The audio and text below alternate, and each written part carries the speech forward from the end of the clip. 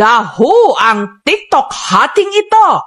Marami ang syumit o kinilig. Bakit nga naman hindi? Ang kanya kasing mata, mapungay, glass skin na moreno, at ang ilong, ang tangos.